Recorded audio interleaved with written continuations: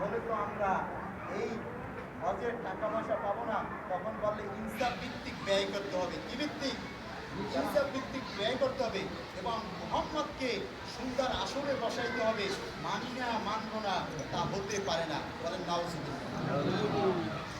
এরপরে ধীরে ধীরে বিশ্বনবী দাওয়াত শুরু করলেন।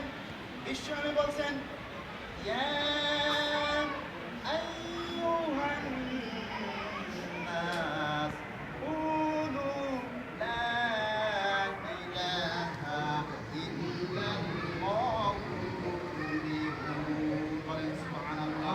বিশ্বনবী বলেন, হে মানুষেরা, হে জনপদের লোকেরা, হে সমাজের লোকেরা, তোমরা শুনে রাখো, হে মানুষেরা, তোমরা যদি কলেমা পড়ো তাহলে তোমরা বেহেশতি মানুষ হবে আর তোমরা সফল কাম হবে।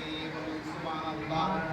কিছু লোক কলেমা পড়া শুরু করলো, যেমন ইসলামের শুরুর দিকে খাদিজা এবং এরপরে আবু বকর ইসলাম ধর্ম গ্রহণ করলো। আবু জেহেল সহ অনেকে গিয়ে বলল, হে আবু বকর, তুমি কি পাগল হয়েছে কিনা? মুহাম্মদ নূতন ধর্মের দাওয়াত দেয়। বলতেছে মুহাম্মদ কি সত্যি নূতন ধর্মের দাওয়াত দেয়? বলছে হ্যাঁ।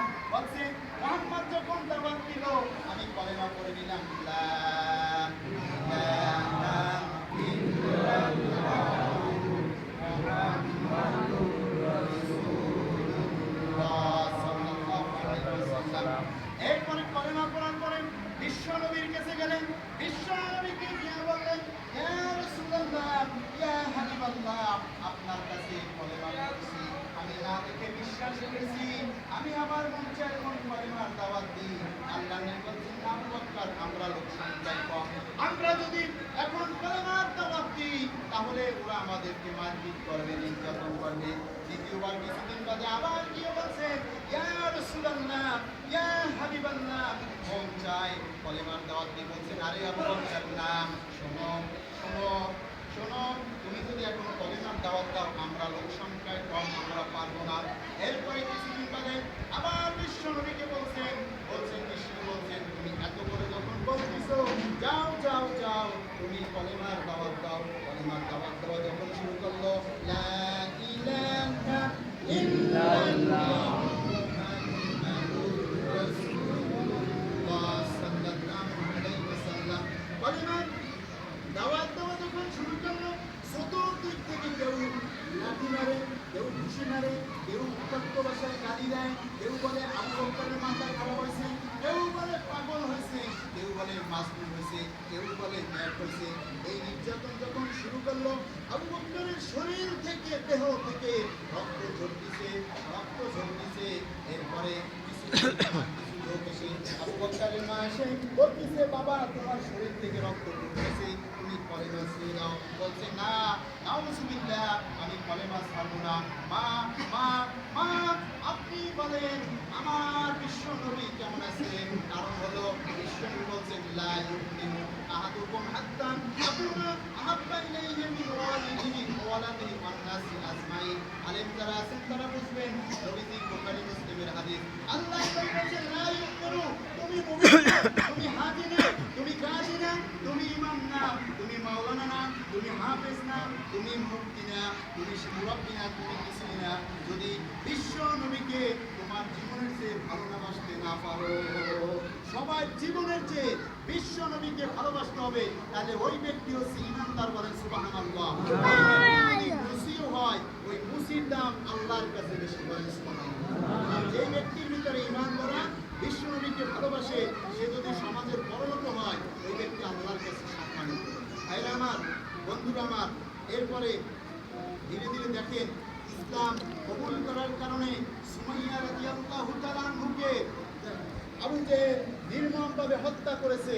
ইসলাম গ্রহণ করার কারণে আপনারা জানেন, হযরত খাব্বাব রাদিয়াল্লাহু তাআলা আনহুকে জীবন্ত কয়লার উপর শহীদ করা হয়েছে। এভাবে ইসলাম গ্রহণ করার কারণে মানুষকে নির্যাতন করেছে। আমরা কিন্তু ইসলাম পেয়েছি, আমাদেরকে কিন্তু কেউ নির্যাতন করে না, কারণ আমরা জান্নাতি মানুষ হব। এখানে সকল মুসলমান, এজন্য আমাদের কেউ কিছু বলে না। আমরা জান্নাতে যেতে চাই। আপনি যদি জান্নাতে যেতে চান, কোরআনের অসংখ্য আয়াতে পাতায় পাতায় লেখা আছে প্রফেসর সাহেব জানে আল্লাহ বলছেন যারা ঈমান আর তার বাংলা অর্থ হচ্ছে যারা ঈমান আনবে আর যারা নেক কাজ করবে আল্লাহ বলছেন আমি তাদের জান্নাতের ভেতর দেব বলেন সুবহানাল্লাহ। প্রফেসর সাহেব বলে গেলেন এই ফুল এই ফল এই নদী জল সবুজের পাতাবালা বাগানের ফল আরশের নির্ময় তারাদের বল চাঁদ আর সূর্যের আলো ঝলমল বেহেশতবাসীদের আবে জমজম সবকিছু আল্লাহর দান অনুদান তাজরি মিন তাহতিহাল আনহার জান্নাতের পাদদেশে সব কিছু থাকবে যারা প্রথম জান্নাতে যাবে ওদেরকে মাছের কলিজা ভুনা করে জান্নাতে খাওয়ানো হবে বলেন সুবহানাল্লাহ। ভাইরা আপনি শুধু জান্নাতে যাওয়ার নিয়ত করলে চলবে না, আপনাকে কাজ করতে হবে। আপনাকে আমি আগেই বলেছিলাম, পূর্বে বলেছিলাম যে আপনাকে নামাজ পড়তে হবে। জরুরি প্রথম কাজ হচ্ছে নামাজ পড়া। নামাজ পড়বেন কি একা একা না জামাতে? জামাতে পড়বেন, মসজিদে এসে পড়বেন। কবির ভাষায় বলে গেলাম ডিমগুলি সব সাদা কালো, পার্থক্য নাই মোটে, লাল কালো বাচ্চাগুলি কেমন কইরা ফোটে।